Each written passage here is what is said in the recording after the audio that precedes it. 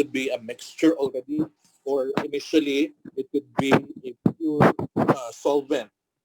And in mixture problem, so usually we have a certain fluid, so which enters in a certain container and then it goes out. So usually the one that we are getting here, so would be the amount of the substance that would be present at any time. So within a given container. So for mixture problem, so usually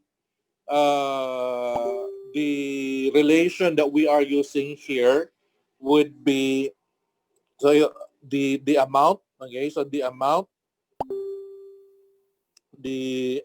of substance. Okay, that substance could be the solute. Okay, so the amount of the substance at any time.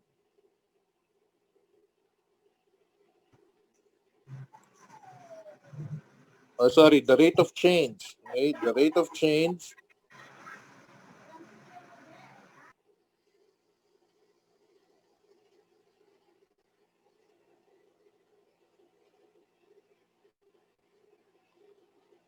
Yeah. The rate of change on the amount of substance at any time, so is directly proportional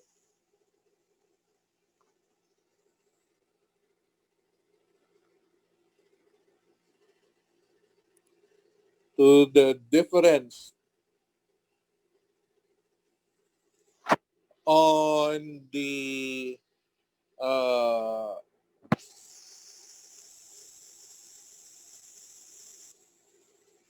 the amount of substance per unit volume.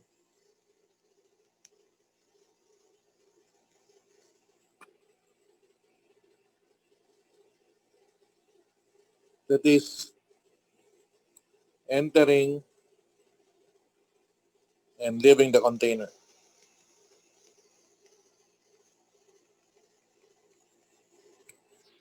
So if we are to express this one into a differential equation, so let's say we're going to let A, or that would be dA all over dt, so is equal to CI QI minus C out Q out. So this is our differential equation. And then from here, so A here, so would correspond to the amount of the substance. So usually that would be in terms of mass. So T is the time. So CI is the input concentration. So QI is the input flow rate, input volumetric flow rate.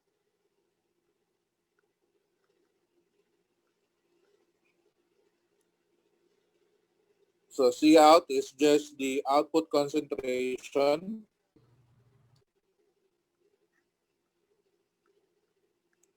And Q out is the output volumetric flow rate. So usually the amount of substance is a unit of mass. So the amount of substance is a unit of mass. So it could be in grams or it could be in kilograms. So that's just an example. So time could be in seconds, in minutes, or whatever would be the unit of time.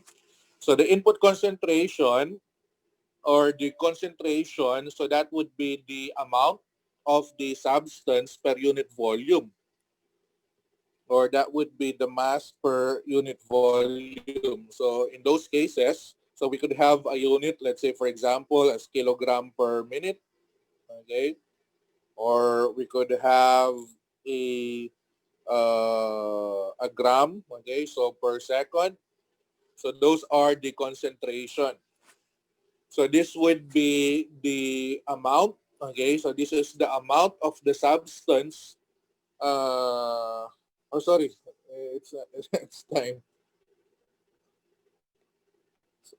That should be volume. So let's say it would be kilogram per liter, or it could be grams per milliliter. Okay, so those are the example.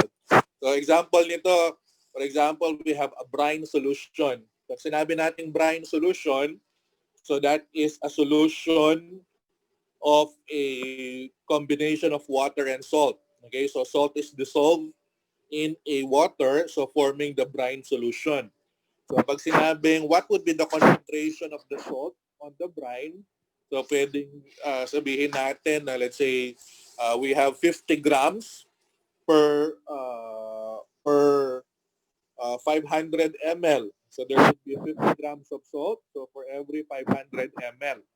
So that would be the concentration. Okay, so that is the amount of the substance that is present on a certain liquid. Okay, so that is the concentration. So meron tayong concentration that is coming in, and then since that concentration will be mixed inside. Okay, so if I'm going to draw it, so parang if I would have a container, so let's say I have a container, and then so with a certain uh, liquid. So usually meron siyang initial volume. Okay? So merong initial volume yung V sub O. So V sub O is the initial volume. Tapos meron din siyang X sub O. Okay? So X sub O, so yun naman yung initial amount. Okay? So that is the initial amount. So initial amount of the substance. So pwedeng initially there is 100 grams of salt. Okay, so dissolve on the liquid. So that is the X sub O. Pero pag sinabi niyang initially, there is a pure water inside the container. So pag pure water yan, so ibig sabihin, we don't have a solution. So it's just a water. So in those cases, initially, the amount of the substance that is present will be zero. Okay? So pero kapag sinabi nga, so we just have to write down, so what would be the initial amount of the substance. So ngayon, on a certain solution, so usually ang solution natin, so pwedeng it's already a mixture between solute and a solvent, or pwedeng it's just a purely solvent. Okay? So, ganun lang yung sa loob ng container natin. But then, in mixture problem, so usually there is a certain fluid that comes inside the container. So, again, it depends. So, what would be the concentration, or sorry, so we usually have the concentration or the input concentration, whatever would that be. Pwedeng kung pure water, okay, again, yung concentration, so in short, that would be zero, yung CI natin. Pero if it is not pure, so meaning it's a mixture of a solute and solvent, so therefore we have a certain value for our concentration, okay, or the concentration of the fluid that enters the mixture. And then aside from that, so meron din tayong tinatawag na Q sub I. So Q sub I naman, so that is the input volumetric flow rate. So yung kanina we are talking about the amount of the substance per unit volume.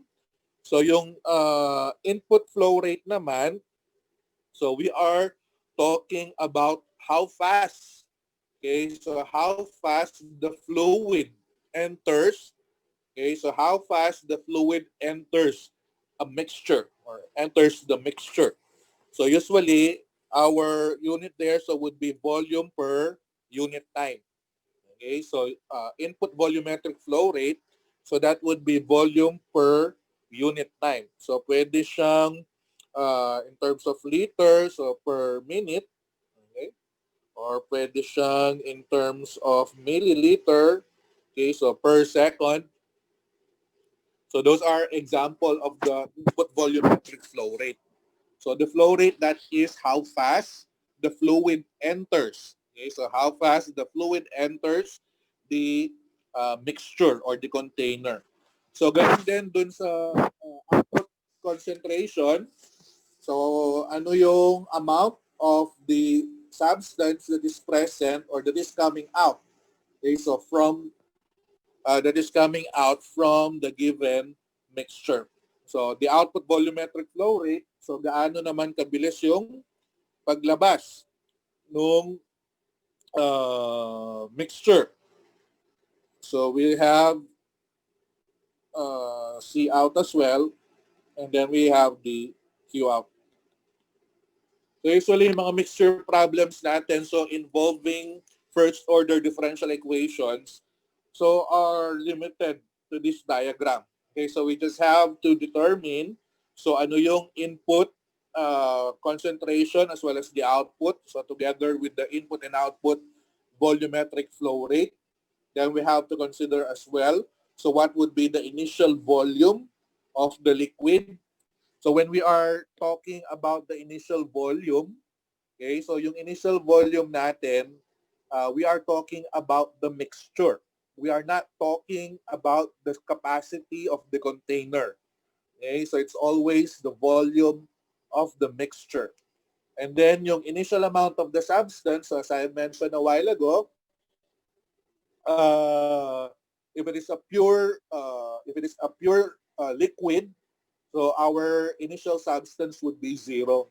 However, if it is not, if it's already a mixture initially, okay, if it's already a mixture initially, so therefore there is a given initial amount of a certain substance, whatever would be that substance is.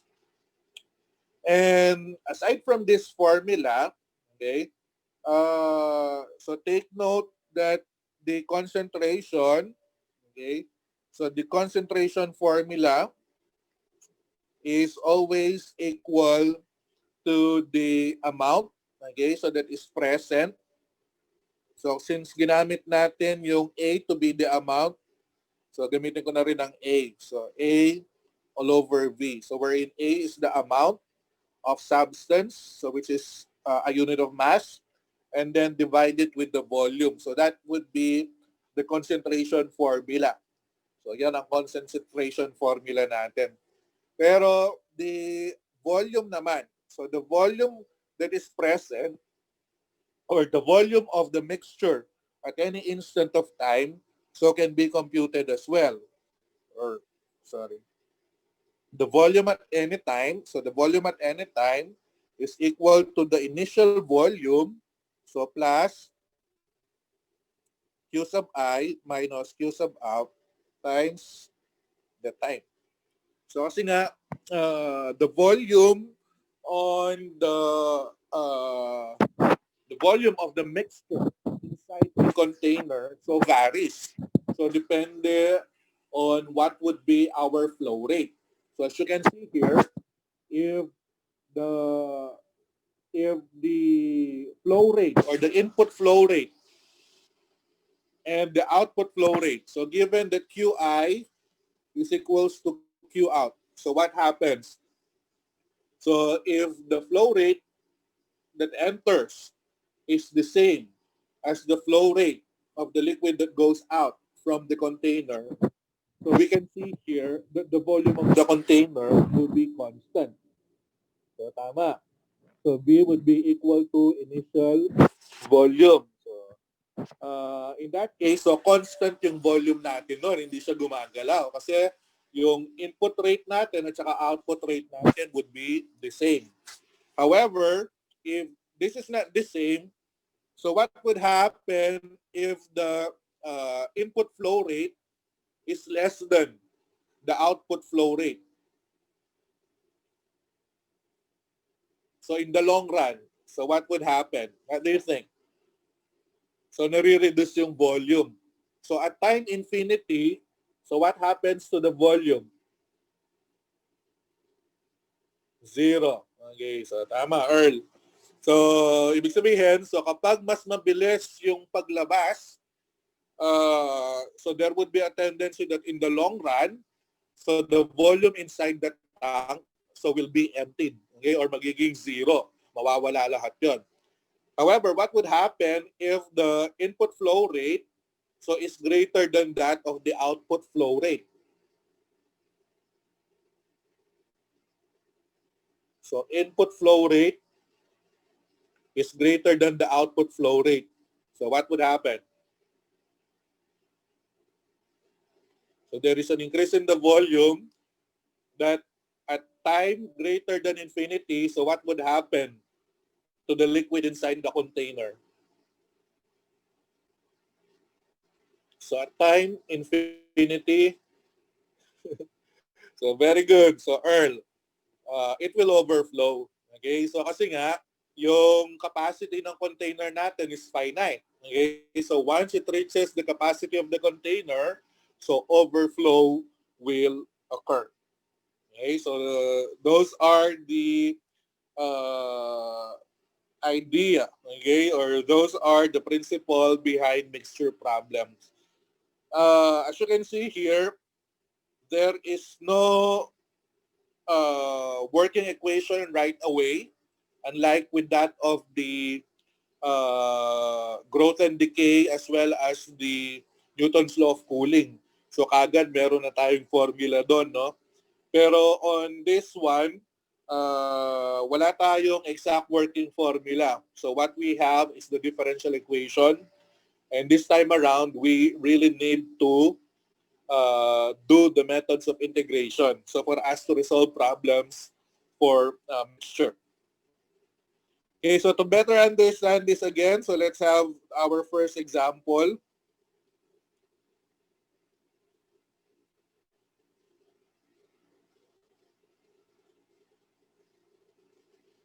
Di ba, ang dami?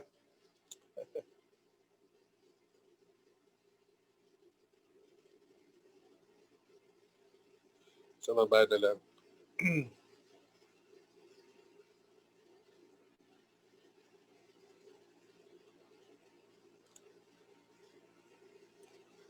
Okay, so we have question number 1. It is loaded already. A large tank is filled to capacity, so with 2,000 liter of pure water. Brine containing 0.25 kilograms of salt per liter is pumped into the tank at a rate of 20 liters per minute. The well-mixed solution is pumped out at the same rate. So first, we have to find the number of kilograms of salt in the tank at time t. Second, what is the concentration, C of t, of the salt in the tank at time t and at the time of 5 minutes? What is the concentration as well of the salt in the tank after a long time? So where in t would be infinity.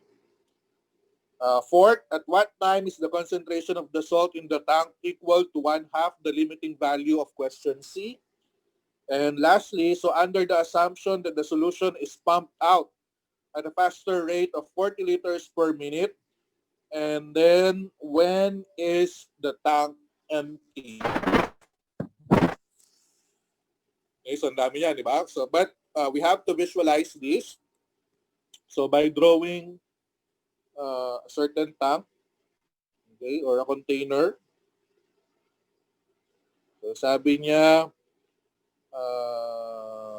it is filled. The tank, so una, so at large tank is filled to capacity with 2,000 liters. Well, sabi niya, puno, no?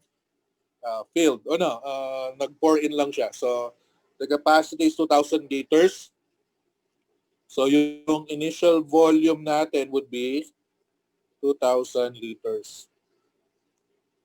Pangalawa, brine containing 0.25 kilograms of salt per liter is pumped into the tank. So what is 0.25 kilograms of salt per liter?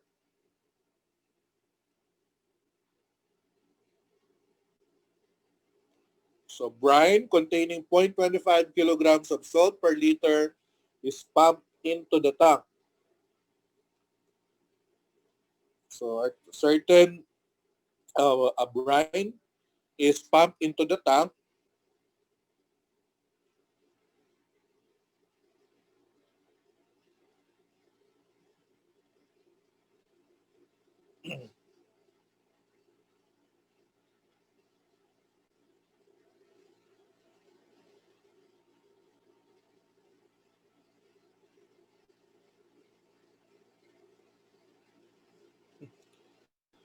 Naglag.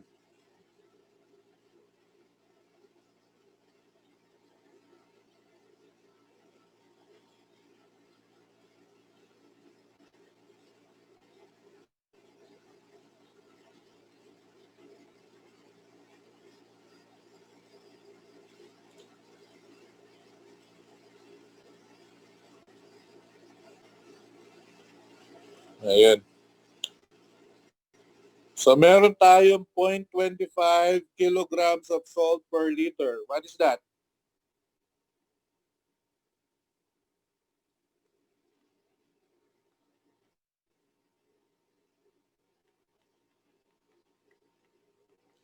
Point 0.25 kilograms per liter. That is the input concentration. So that is the amount of salt that is present on the brine. So for every liters, merong 1/4 kilogram of salt. Dami nun, no? Tapos, it is pumped into the tank at the rate of 20 liters per minute. So pumapasok at 20 liters per minute. So ang labas niya,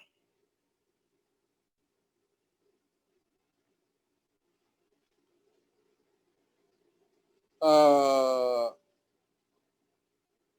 at the, okay, the well mixed solution is pumped out at the same rate. So ibig sabihin, ang Q out natin is the same at 20 liters per minute.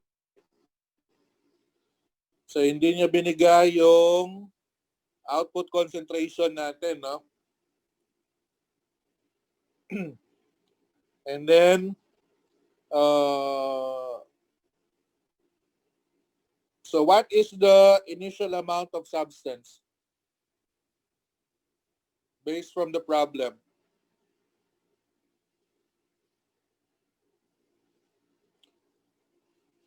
So zero, no? Kasi nga, it is a pure water. So therefore, the initial amount of salt, okay, so is zero. So this is how we are going to picture the problem. So that would be our given. So hindi ko na isulat yung required. So I'll right away draw with our solution. So tanong muna yung A. So sabi niya, so find the number 80 of kilograms of salt in the tank at time t. So what would be the amount of salt at time t? So yung formula natin kanina, dA all over dt is equals to CI QI minus C out Q out. So ngayon, so dA all over dt is equals to CI is point, ano lang dito again consistency of the unit. So hindi ko na isusulat yung unit pero pare-pares naman sila, no? So liters per minute for our output and input flow rate. And then for our concentration, it is kilogram per liter. So there's no need to convert. Input concentration is 0.25. And then our input flow rate is 20 liters per minute. And then minus C out is not given, so Q out is 20. So giving us dA all over dt. So 20 divides 4, so we have 5 minus 20. C sub O. The output concentration is not given. However, the concentration, so yung kanina, ano yung concentration natin? Ito, di ba? So that is the amount of the substance per unit volume. So therefore, C out is V or it's A all over V. But again, the volume at any instant of time is initial volume plus Q sub I minus Q sub O times T.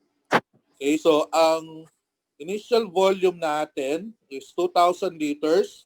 So 2,000 plus ang QI natin is 20 minus 20 as well. So therefore, so since parehas yung input flow rate at saka output flow rate natin, so V is just equal to the initial volume, so which is 2,000.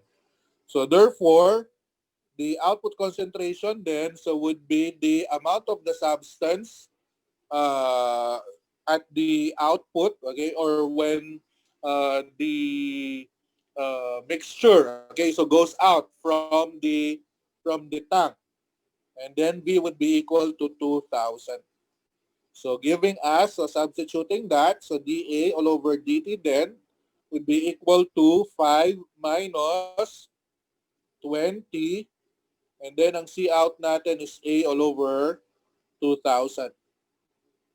Or dA all over dt would be equal to 5 minus A all over, or sorry, 100.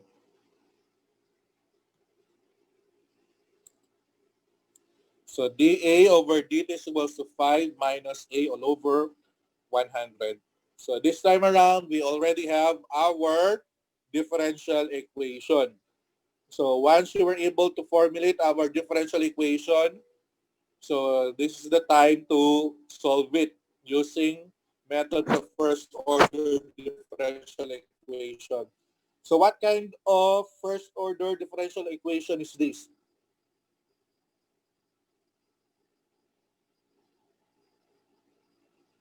Huh? So what kind of first order differential equation is this? Yung dA over dt is equals to 5 minus A all over 100.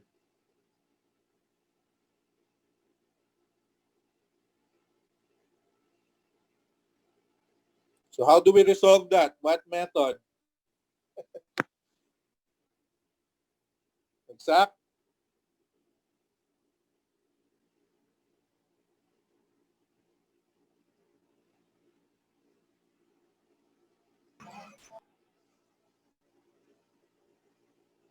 Yung mas madali. It's already on the standard form. dA all over dt plus 1 over 100 times A is equals to 5.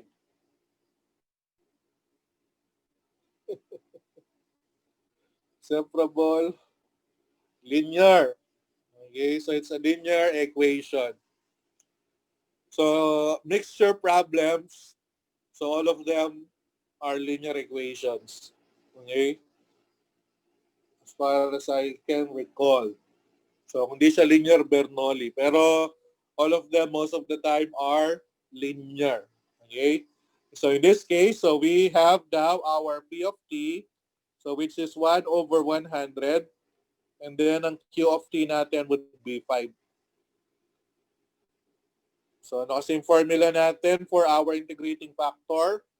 So mu of t would be e raised to the integral of P of t dt. Tapos e would be equal to P of t is 1 over 100 dt. Or this would just be simply e raised to t all over 100. So that would be our integrating factor. So, tapos ang formula natin, mu of t times, so saan siya linear? Linear siya sa a. So, a is equals to the integral of q of t, mu of t, dt. So, mu of t is e raised to t all over 100. So, multiplied it with a is equals to q of t is 5. And then mu of t is e raised to t all over 100 dt. Or maya na yung plus c. So ngayon, so to integrate this, so ang u natin would be t all over 100. So ang du natin would be dt all over 100. So ngayon, so ang neutralizing factor natin yan, so would be 1 over 100 or just simply 100. Tama? So the inverse of 1 over 100 would be 100. So we just have then, so E t over 100, so times A would be equal to, so 5 times our neutralizing factor of 100, and then E raised to t over 100 plus C. Or E raised to t all over 100 times A is equals to 500 E raised to t over 100 plus C. Then multiplying everything by e raised to negative t over 100. So that would be a is equals to 500 plus c e raised to negative t all over 100. So this would be our general formula. However, we still have c. Okay, so we need to find what would be the value of c. So when time is equals to 0, so what's the value of a? So when t is equals to 0, what is the value of a?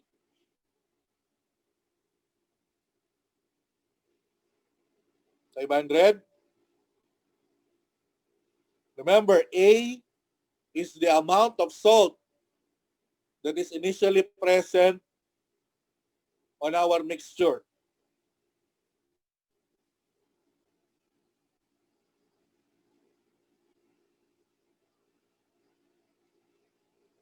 Oh, ayun pala. So, mali ginamit kong ano, sorry. So, this should be A sub O. So, it is 0. So, remember, di ba, it's a pure water. So, initially, walang laman, okay? Or walang salt that is present on the mixture. So, therefore, yung A natin, A sub O, so would be equal to 0 as well. So from here, so we'll have 0 is equals to 500.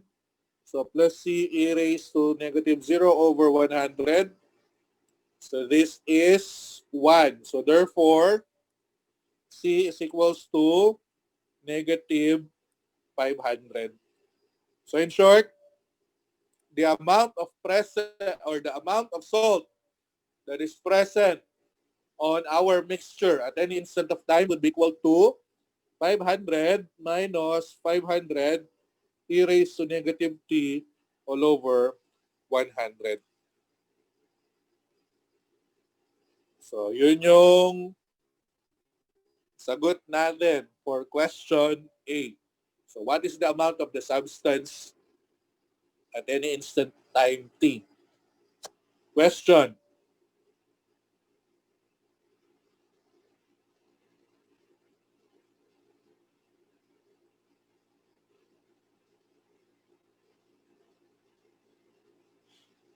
Wala.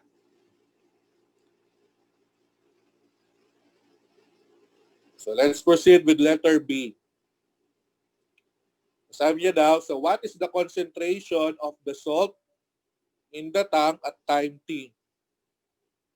So, and at the same time, so what will be the concentration after 5 minutes. Okay, so after 5 minutes. So for letter B, so ano daw yung concentration? Okay, so when at time t, so yung pangalawa naman, ano yung concentration when time is after 5 minutes? Tama ba? After 5 minutes. So how do we get this? Di ang C of T natin, di ba, the concentration formula is the amount at any time, so divide it with the volume at any time as well. So kaya lang again, so the amount at any time or the volume at any time is the initial volume plus Qi minus Q out times T. So ngayon, the concentration at any time T would just be, ano yung A of T natin? Ito yon. So which is our answer before. So that is 500 minus 500 e raised to negative T all over 100. Tapos, divide it with, initial volume is 2,000. So plus, yung kanina, 20 minus 20 times T. Or in short, so this would just be 0. Or C of T then. So factor out ko si 500. So that would be 500 times 1 minus e raised to negative T all over 100. Divide it with 2,000. Or just simply C over T. So would be 1 minus e raised to 1 minus e raised to negative T all over 100 divided with 4.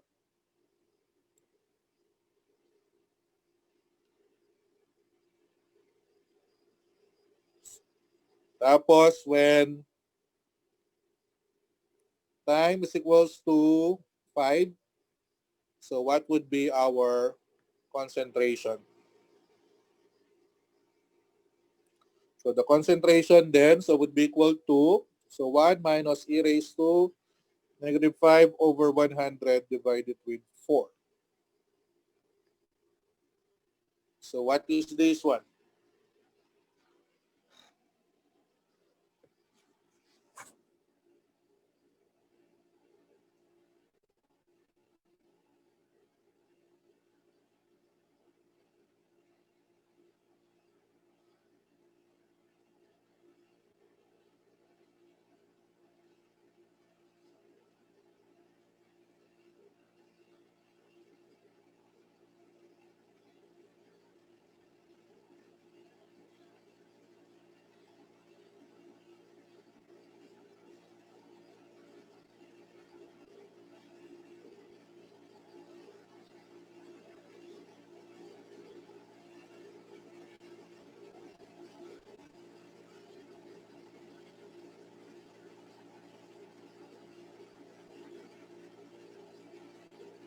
So the concentration, so tama, gawin ko yung siyang 4 decimal places, 0.0122, no? So 0.0122, and then the unit will be kilogram per liter. Tama ba? Our concentration, so would be kilogram per liter.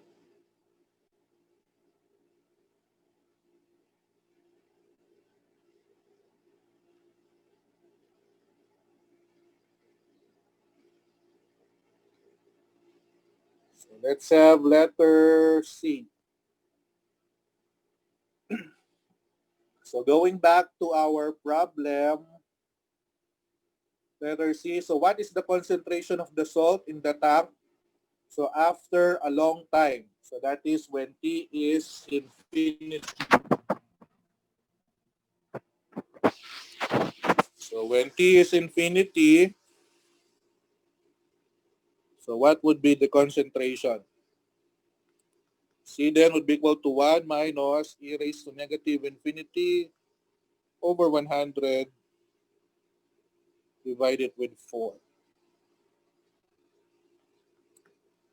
What is C?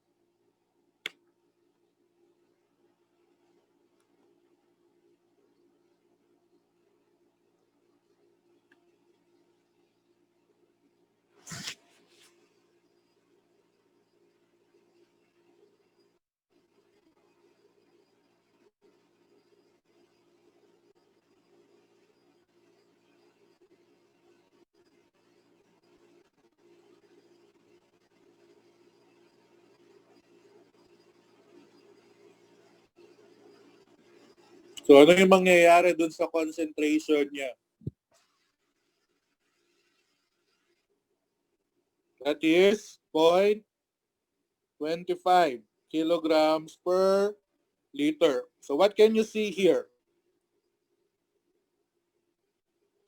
So what is the 0.25 kilograms per liter? Where is it equal?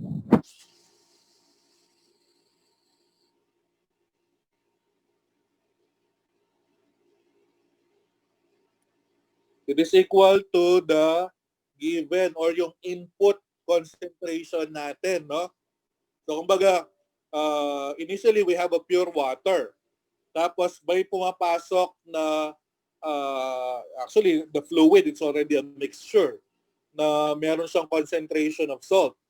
So in the long run, okay, so in the long run, so we could have a concentration which would just be equal to the input concentration.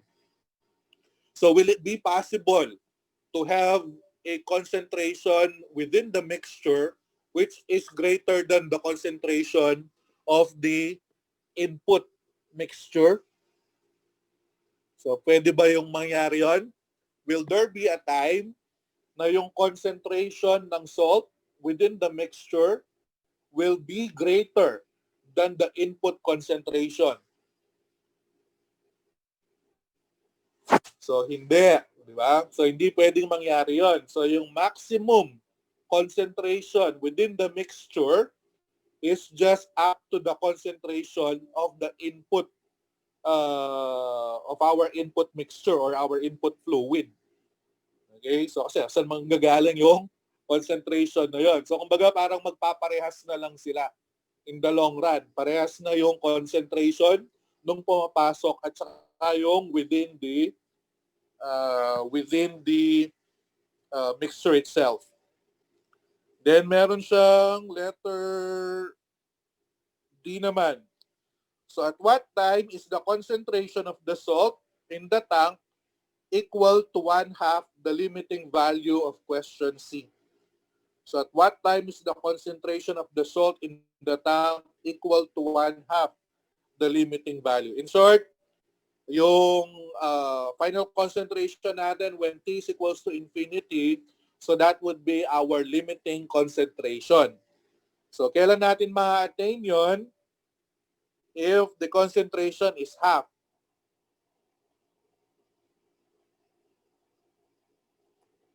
So what would be the time? Okay, so what would be the time when our concentration is equals to half of the concentration when the time is infinity? So ang C natin yan, so would be, so 0.25, so divided with 2, so C would be 0.125 kilograms per liter. And then we have C is equals to 1 minus e raised to negative t all over 100 divided with 4. So 4C then would be equal to 1 minus e raised to negative t all over 100. So baliktarin ko sila. So e raised to negative t all over 100 would be equal to 1 minus 4C. Tapos take the logarithm of both sides. So ln e negative t all over 100 equals to ln 1 minus 4C. So so negative t all over 100, so would be equal to ln of 1 minus 4c.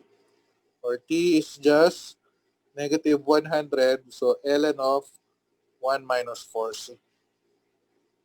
So t then would be equal to negative 100, so ln of 1 minus 4 rc is 0.125.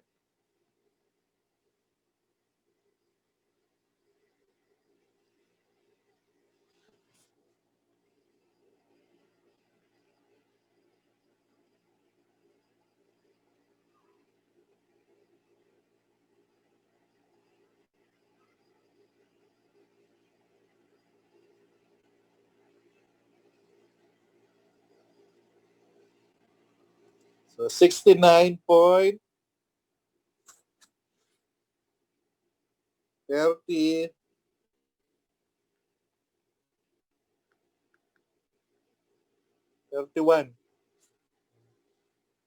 And the unit will be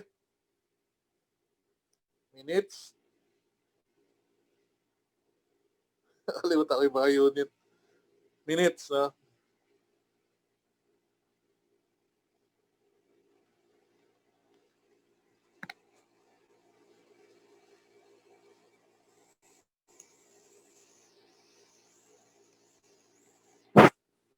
Okay, so kalahati nung initial concentration so will be achieved after 69.31 minutes.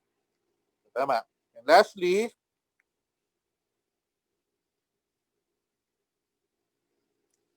so under the assumption that the solution is pumped out at a faster rate of 40 liters per minute, when is the tank empty? So what do you suggest on how to solve this one? So pinalitan daw. So yung Q out mo ngayon, so naging 40, oh, sorry, 40 liters.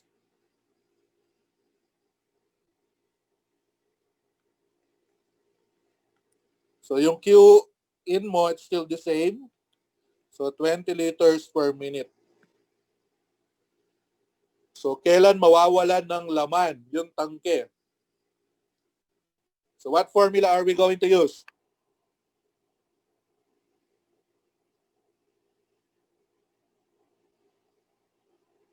So do I need to use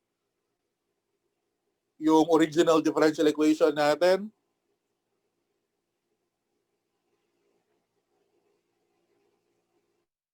Ayan. So very good. So we already have our formula, no? So yung V is equals to initial volume, so plus QI minus Q out times T. So V minus initial volume equals to QI minus Q out times T. So therefore, T is equals to V minus initial volume, then QI minus Q out. What is V?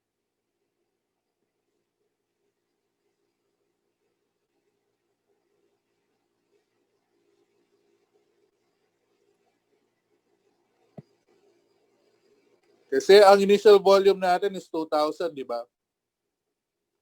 Plus QI is 20, Q out is 40. So V is 0. So bakit siya 0? Kasi that is the time that it will be emptied. So wala nang laman. So ang volume mo, 0, na wipe out. So T then would be negative 2,000 over negative 20. So that is 100. Or in short, that would be after 100 minutes, okay, at that flow rate of 20 liters per minute, and then 40 liters per minute for our output flow rate. So we will arrive to this time of 100 minutes. So that ends our first problem. Question?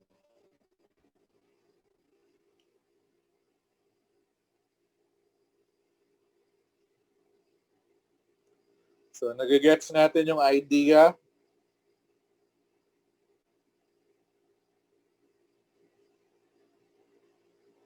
Medyo mahaba rin to, no? So, mahaba to kasi nagdi-derive tayo ng formula, no?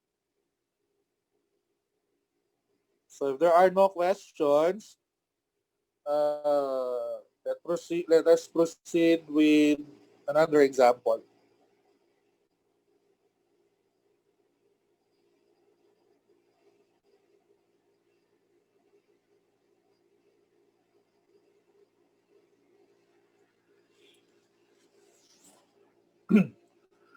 So, a large tank is partially filled with 400 liters of fluid in which 5 kilograms of salt is dissolved.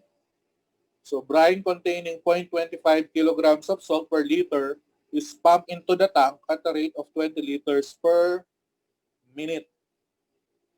So, the well mixed solution is then pumped out at a slower rate of 15 liters per minute. So find the number of kilograms of salt in the tank after 30 minutes. The second one, if the capacity of the tank is 500 liters, so when will the tank overflow? And then what will be the number of kilograms of salt in the tank at the instant it overflows? So again, so let us draw our figure.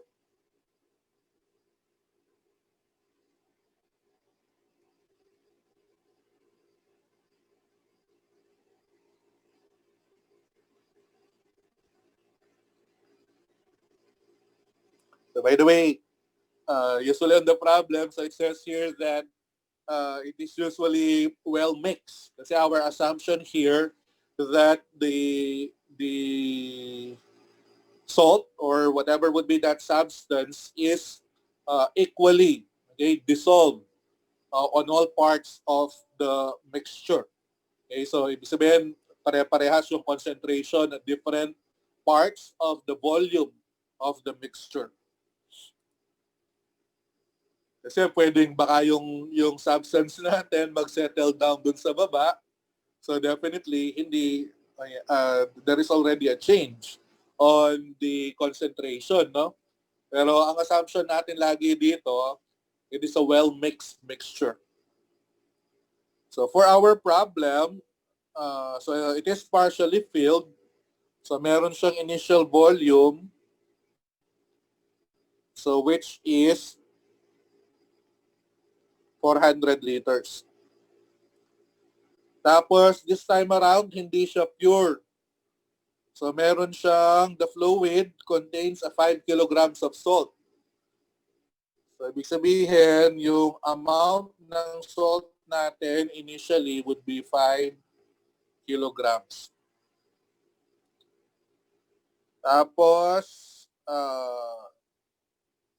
a brine is entering. So, meron tayong input concentration of 0.25 kilograms per liter. Tapos, it's pumped in at 20 liters per minute. This time around, so it is pumped out at a smaller or at a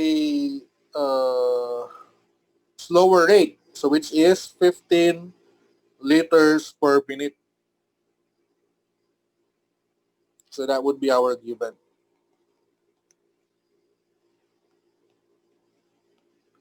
So yung unang hanap natin, so find the number of kilograms of salt in the tank after 30 minutes. So the amount of salt in the tank at after 30 minutes.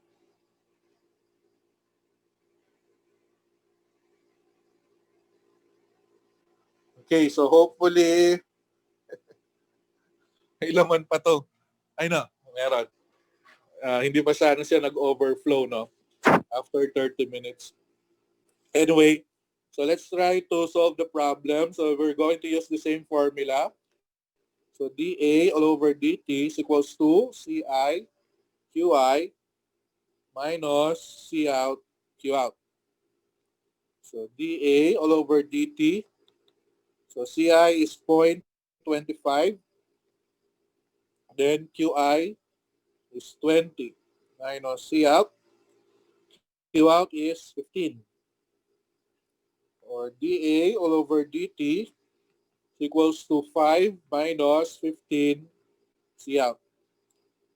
So C out is A all over V, or A all over initial plus QI minus Q out times T.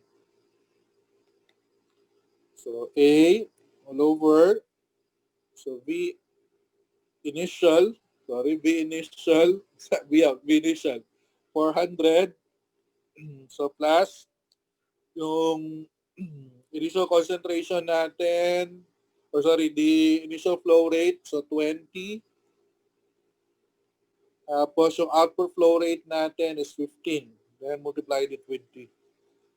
So C out then would be A all over 400 plus 5T.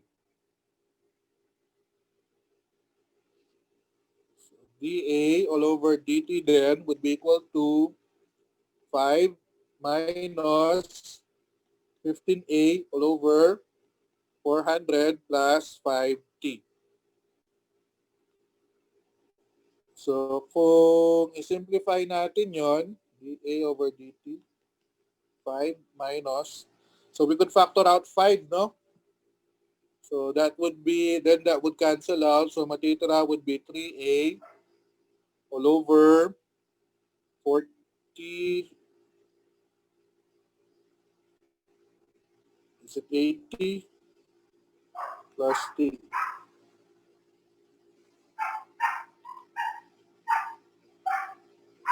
Okay? So now we have our equation to be dA all over dt. So plus 3 all over 80 plus T times A is equals to 5. So ang P of T natin yan, so will be 3 over 80 plus T. And then ang Q of T natin, so would be 5. So mu of T, so would be equal to E raised to, so labas ko na yung 3. And then dt all over 80 plus T. Or simply E raised to 3 dt over 80 plus T is ln. So ln of 80 plus T,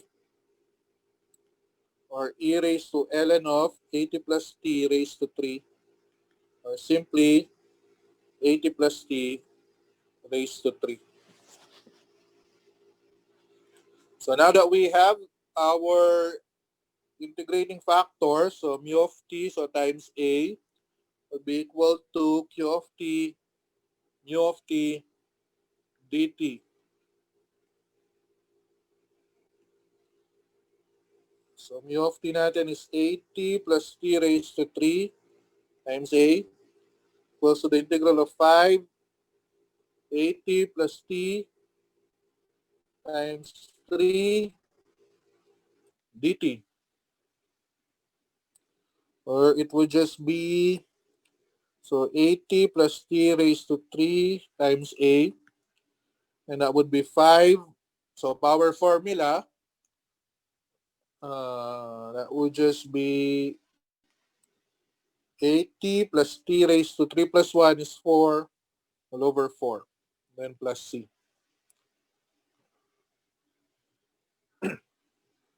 Or we could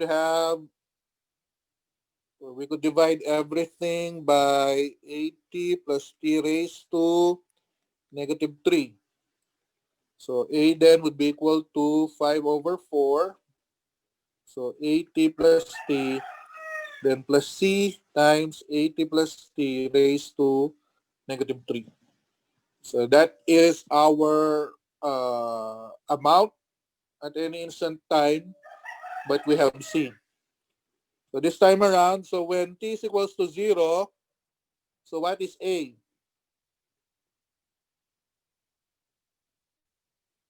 So hindi siya 0, di ba? So going back, so meron tayong amount, which is 5 kilograms. So we're just going to have that one as 5. So when t is equals to 0. So a is 5. It's equals to 5 over 4.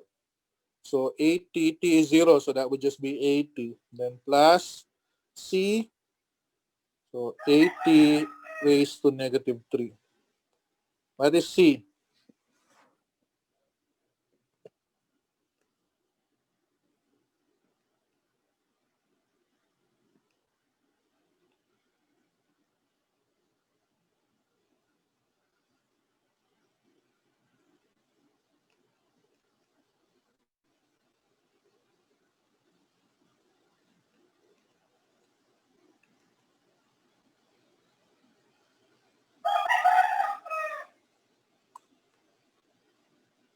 That's the value of c.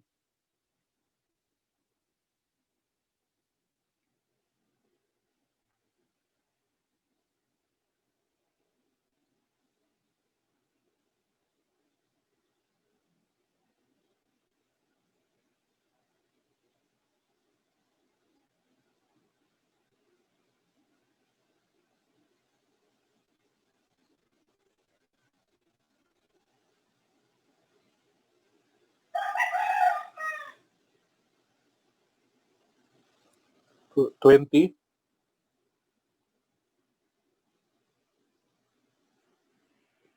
80 times 5 divides 4.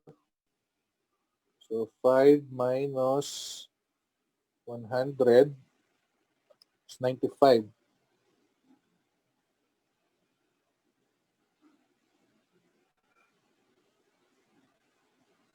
Parang hindi 20.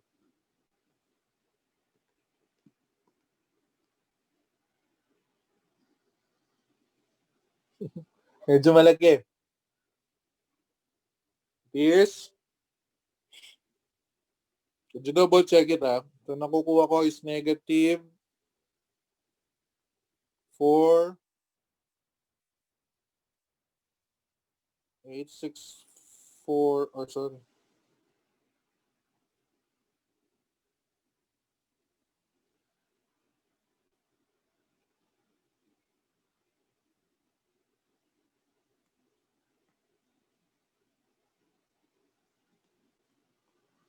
Negative 48.64 times 10 raised to 6.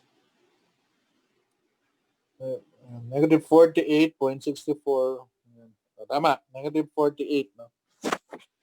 So A then would be equal to 5 over 4. So 80 plus T minus 48.64 times 10 raised to 6. And 80 plus T raised to negative 3. So ngayon, after 30 minutes, so what is A? So when T is 30, so what is A? So A then, so would be 5 over 4. So 80 plus 30 is 110. Minus 48.64 times 10 raised to the 6. And then 110 raised to negative 3.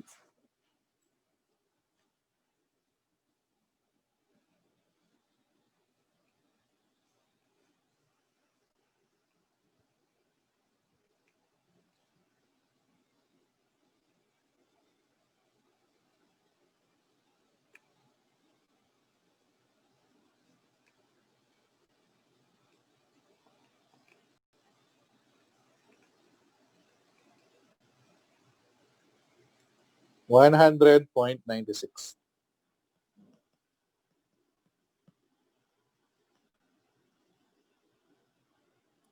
kilogram. Tama? So, kilogram.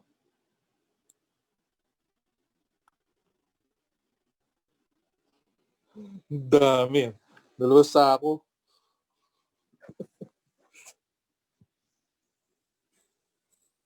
Sabagay, yung malaking container, no? So, that is 500 liters.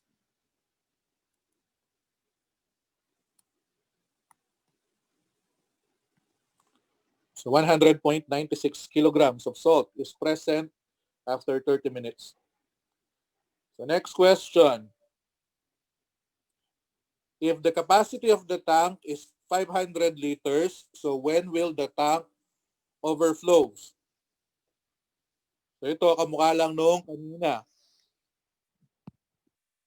So ang T natin would be the capacity. So ano daw yung time?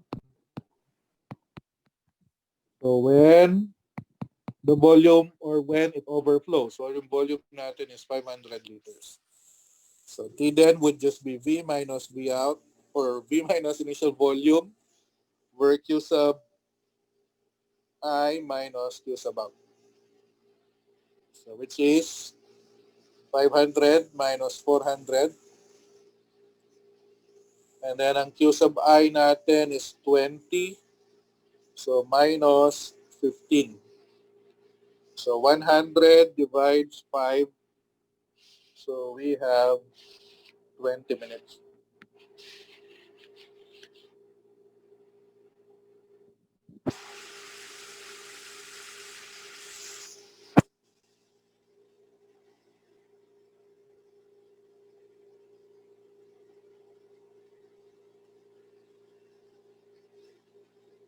So after 20 minutes,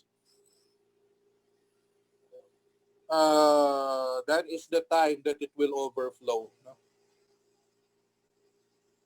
And lastly, so what will be the number of kilogram of salt in the tank at the instant it overflows?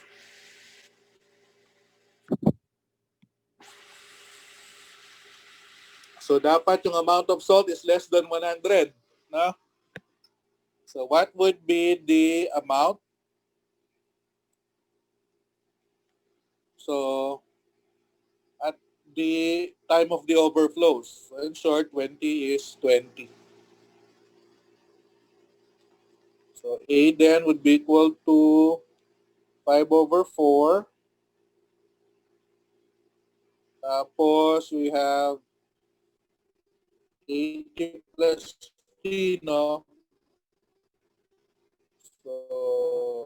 So that ko, 80 plus 20, and then minus 48.64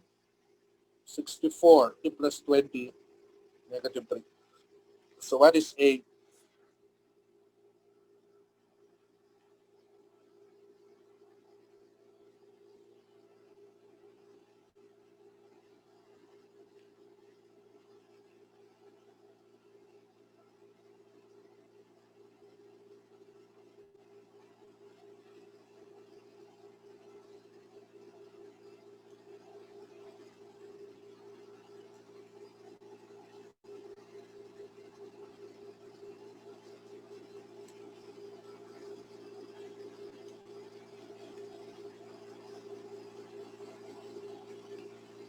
$76.36.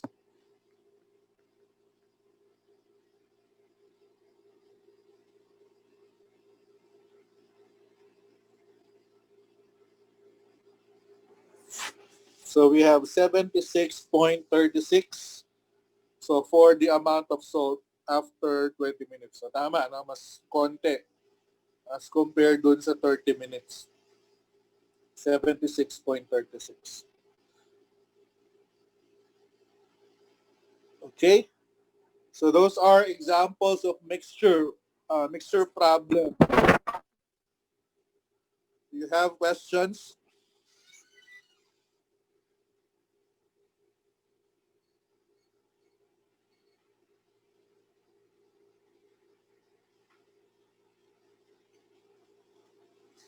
Clarifications? So we're done with mixture. If you want additional examples, so we have 3 more on our module. So merong 3. Sir, pasend po ng mga examples. Send ko na.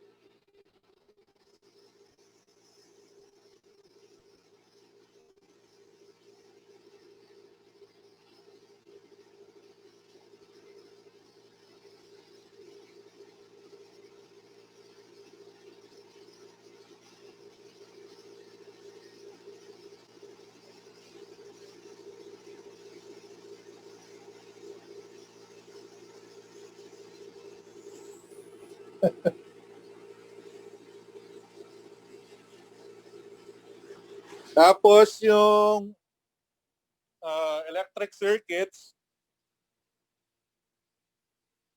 actually formula lang sila eh. Di ba ang bagal ng internet?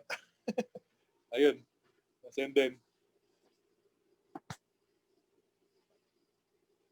Sige, we will not solve, pero sige, introduce ko yung topic ng ng electric circuits. Mayroon tayong examples doon sa presentation, pakipanood na lang yon. Pero yung discussion niya, so para magka-idea lang tayo. Out of the circuits kasi,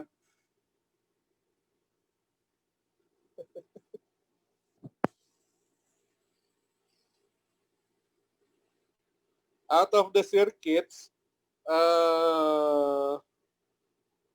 yung electric circuit, so which resembles a first order differential equation, would be the RC and the LC circuit. So RL and RC circuits. So a combination of the others, so higher order na siya. Okay? So sa first order, dalawa lang. RL circuit at saka, actually series RL circuit at saka series RC circuit. So palitan mo yung combination niyan, gawin mong parallel, okay? Or gamitin mong RLC or other circuits, magpo-form siya ng higher order. So kaya simple lang yung sa electric circuits. So for example, for this series circuits, ang voltage across a resistor is just simply, excuse me, is just simply the voltage multiplied with the, or just simply the resistance multiplied with the current I. So as simple as the Ohm's law. Pero yung voltage natin across an inductor, so that would be the inductance L. So multiply it with the derivative of I with respect to T. So that is the change of the current with respect to time. So multiply it with the inductance. So we'll be able to determine the voltage developed across the inductor. So again, so para makuha natin yung voltage or para ma-analyze natin to using differential equation, so we could just use KVL. So magki-KVL tayo, that would be the sum of the voltage across the resistor and the inductor, so would be equal to the voltage of our source. Or in short, Ri plus L times di over dt is equals to V. So in short, we would have a linear differential equation. So ito, so meron tayong linear differential equation for our series LC circuit or series RL circuit. So kukunin natin yung current at any time. So we could solve this one using first order differential equation or linear differential equation. Pero kung pinapakuha yung voltage across the resistor or voltage across the inductor, so kunin mo muna yung I. So pag nakuha mo na yung I, multiply mo lang sa R, so you'll get the voltage across the resistor. Kung voltage naman on the inductor, so you need to find the di all over dt first. Then multiply it with the inductance. Yung RC naman, ganun din. So ang difference niya, ito ang formula niya for our voltage across the capacitor. So that is 1 all over C, multiply it with the integral of I dt. So wherein kung magki-KVL tayo, so the voltage, so this is the voltage on the resistor, plus voltage on the capacitor would be the voltage of our, or the supply voltage. And then, pwede nating kunin, for example, in terms of charge. Kasi we want to determine what would be the charge across the capacitor. So remember, meron tayong formula na ang current, okay, at any instant is equal to the dq over dt, di ba? Current is the change or the flow of charges The flow of charges is actually the current. So therefore, I is equals to dq over dt. So kung magsiseparable equation tayo, I dt is equals to dq. So integrate mo siya both sides. So magkakaroon ka ng integral ng dq would be q times the integral of I dt. So ngayon, kung i-substitute mo to, so this one, the integral of I dt, that is q. So magkakaroon tayo ng r. Ang I natin is dq all over dt. So plus 1 over c times q is equals to b. So ito in terms of current, ang formula na to, ito naman in terms of charge. So kung in terms of charge, so that is r dq over dt plus 1 all over c times the charge q is equals to v. So ngayon, kung gusto mo naman kunin in terms of current, so going back to the current, so derive mo ulit yun, magkakaroon ka ng r di over dt, so plus I all over c is equals to 0. So ito yung general formula natin. Okay? So in finding the charge across a capacitor, or if we want to determine the current naman that is flowing through the circuit, so ito naman yung formula natin. So usually hindi natin ginagamit yung sa taas, no? Or this one.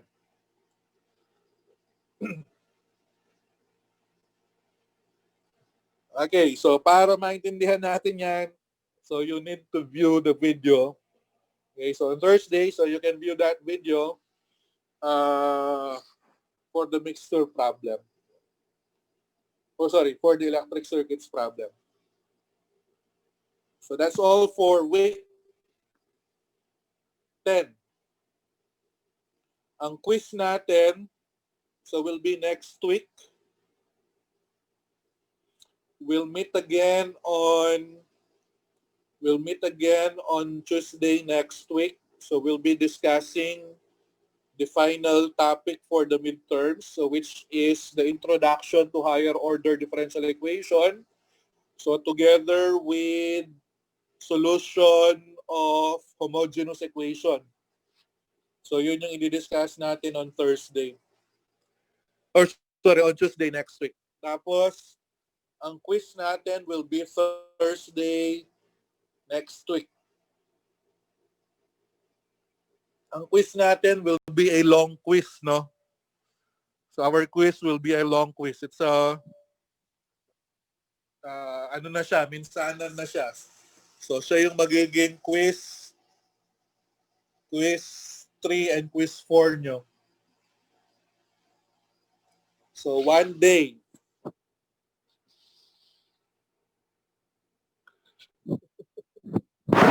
Today's, o sige, hanggang Saturday.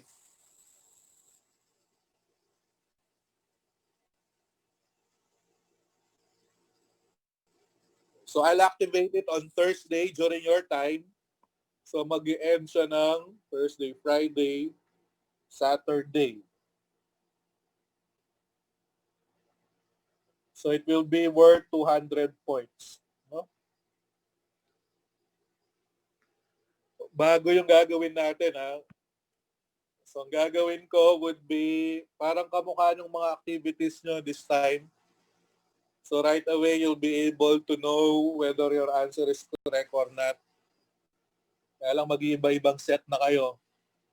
So I am already uploading yung mga questions. So iba-iba na yung questions nyo. And then you're going to enter. So ang exam would be multiple choice and inputting the numerical answer. Tapos, of course, you have to submit as well the solution. No? Pero ang exam nyo more on kamukha ng recent activities. Yung activity H and activity I. Tama ba? A, B, C, D, E, H and I. So activity H and I. So more on, ganun yung quiz nyo. No? So yung unang set, okay, or first part of the exam, it's all about theory. Okay? So more on the process, more on the method. Para yung mga common question ko sa inyo. Like for example, kanina, will it be possible, let's say true or false, will it be possible na we'll have a concentration greater than the input concentration? So, parang ganun. So it's more on the process. So yung first part. Tapos yung second part would be the problem solving. So first part is multiple choice. Second part would be problem solving. You're just going to enter your final answer. Okay? Or depending on the question. So you have, sige, 2 days to do it.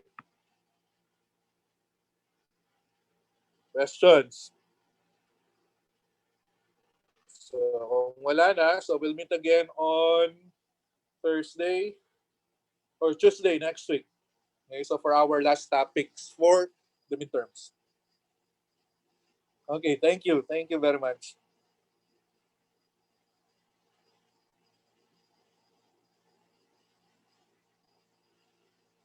Thank you.